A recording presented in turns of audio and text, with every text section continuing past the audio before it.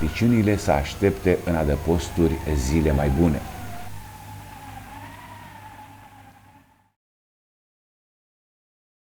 După îndreptarea vremii, pădurea sticlește în veșmânt nou orbitor de alb. Vietățile ies din desișurile în care și-au găsit fremelnic sălași, căutând vechile cărări acum înghițite de troiene. Pe fila imaculată a cărții muntelui, urmele proaspete ale sălbăticiunilor devin slove din care meșterii cititori ai semnelor lăsate de animalele pădurii pot citi istorii și pățanii captivante. Mulți vânători știu să interpreteze șirurile de urme, stabilind vârsta și sexul vietății căreia îi aparțin și momentul trecerii acesteia. Pe baza acestor informații se stabilesc locurile de amplasare a standurilor la vânătorile cu gonaci și direcția pe care trebuie să înainteze bătăiașii și câinii.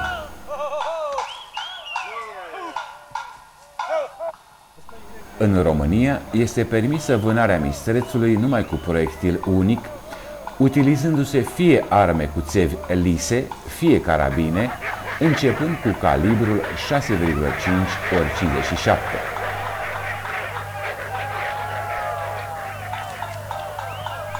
Rezistenței deosebite a mistrețului, conferită de alcătuirea lui fizică masivă, îi se adaugă formarea unei adevărate platoșe, acumulate prin depunere succesive de lut, datorită plăcerii lui de a se răcori în scăldători noroioase. De aceea nu trebuie să pară uimitor că, uneori, un mistreț bine dezvoltat, chiar lovit de proiectil, nu cade în foc, făcând față și atacurilor declanșate de câinii hărțuitori. Numai de agilitatea acestora depinde evitarea colților tăioși ai vierului rănit.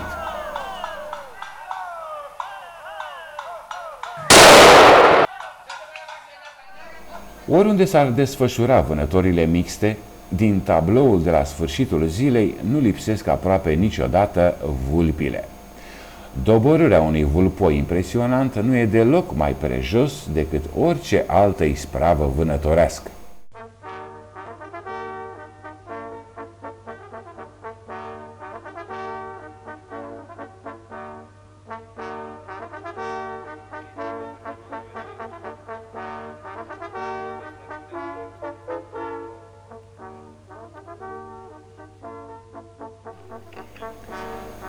Sfârșitul primei zile de vânătoare înseamnă pentru toți participanții plăcuta oboseală acumulată în decorul hibernal al pădurii, emoții și senzații încă nedecantate, dar și gândul la plăcuta atmosferă a cabanei, la somnul reparator și la vânătoarea de mâine.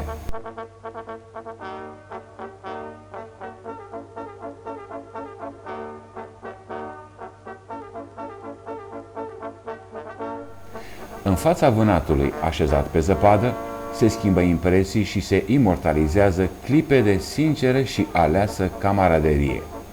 Admirația pentru trofeele remarcabile este unanimă. Ziua se stinge, contururile tabloului de vânătoare se estompează și ele, iar proverbialele povești vânătorești se mută în cabană, unde vor fi însuflețite la masa tradițională specifică tagmei.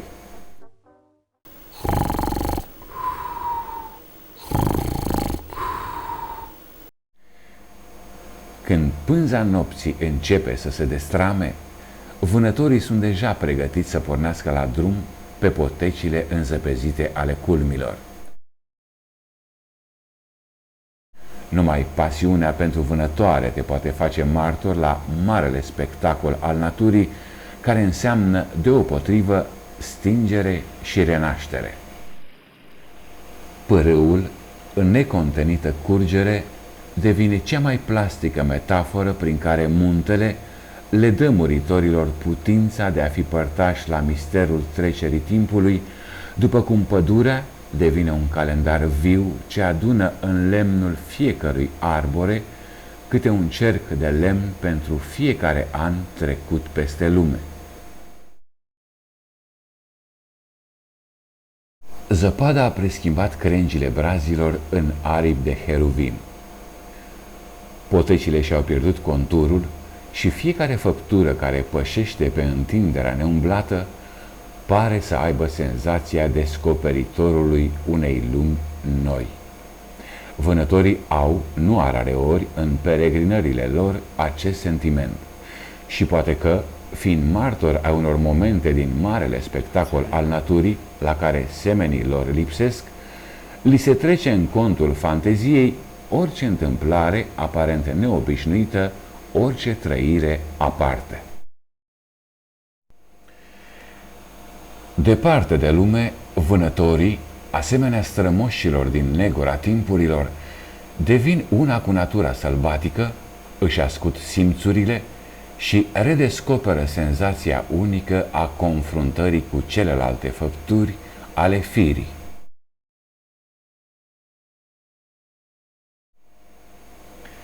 Așezat în stand, fiecare vânător se simte de îndată o parte a mediului pe care, până atunci, îl percepuse ca pe un decor enigmatic.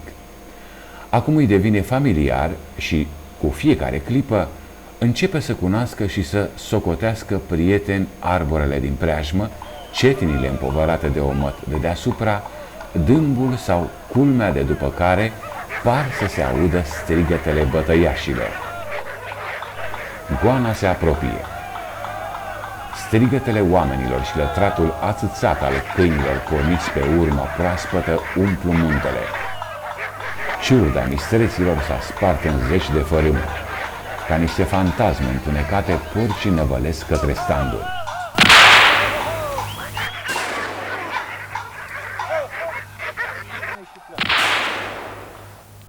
Se aud focuri de pușcă bătând înfundat în pâsla omătului.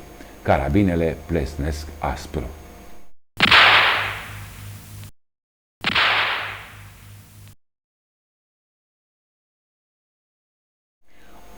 Un vier solitar se ivește pe neașteptate cu haita de câini după el. Urmărirea sălbăticiunii pare o succesiune de tablouri cu subiect cinegetic de un farmec sălbatic. Colosul, care alesese viroaga pentru a scăpa de urmăritori, devine țintă sigură. Sparge în piept nămeții către linia standurilor, dar cade fulgerat.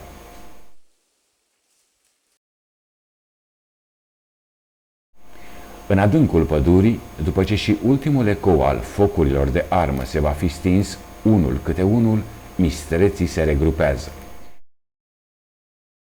Pierderile suferite se vor compensa în primăvară din prăsila cea nouă.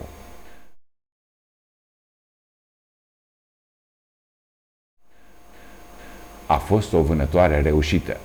Dintre mistreții căzuți, câteva exemplare sunt cu adevărat remarcabile.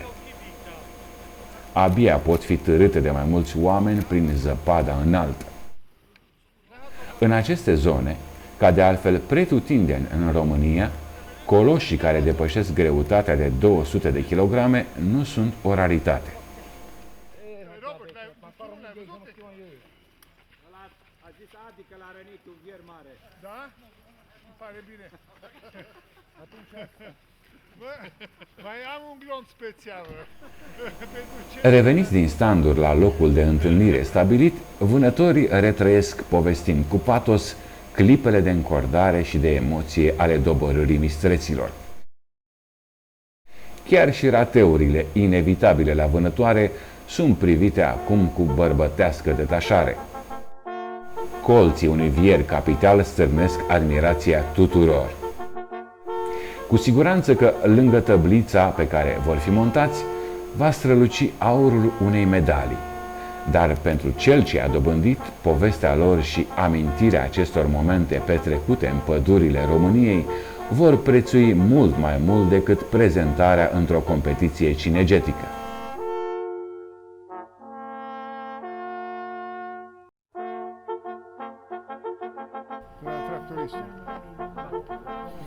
Întors către semen din solitudinea sa, vânătorul găsește în compania camarazilor plăcerea de a prelungi savoarea aventurii cinegetice prin rememorarea și împărtășirea trăirilor încă proaspete.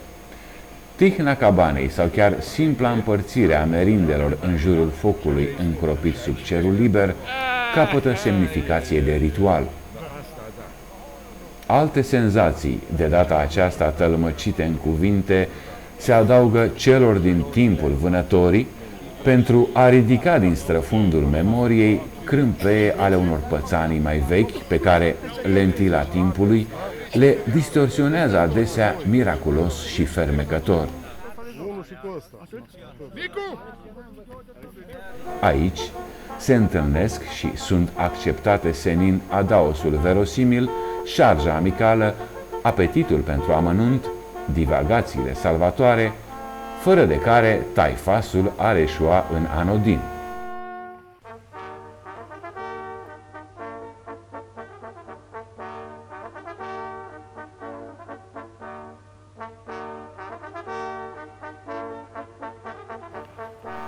În prejurul focului, sau la masa vânătorească de la sfârșitul zilei, sufletele se încălzesc.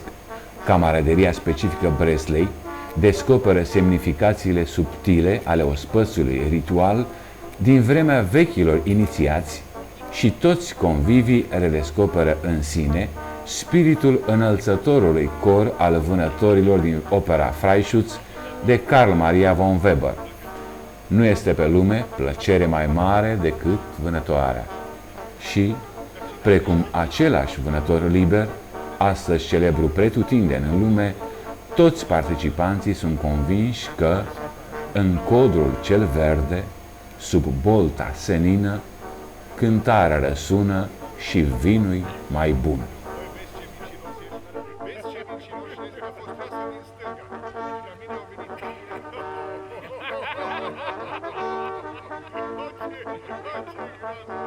Thank you.